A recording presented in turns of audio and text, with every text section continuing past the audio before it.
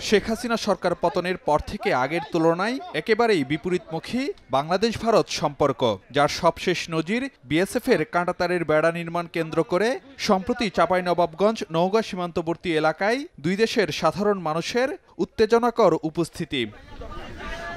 এমন অবস্থায় বিজিবির প্রতিবাদের মুখে সীমান্তে কাঁটাতারের বেড়া নির্মাণ বন্ধ করে দেয় বিএসএফ। পররাষ্ট্র মন্ত্রণালয়ে তলব করা হয় ভারতের হাইকমিশনারকে।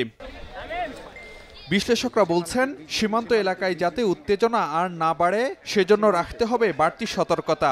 সীমান্তের ১৫০ গজের মধ্যে কোনো স্থাপনা নির্মাণ না করার যে কথা বলা হয়েছে, বাংলাদেশ ভারত ১৯৭৫ সালের সীমান্ত নীতিমালায় সেটিকে সম্মান জানানো উচিত দিল্লির।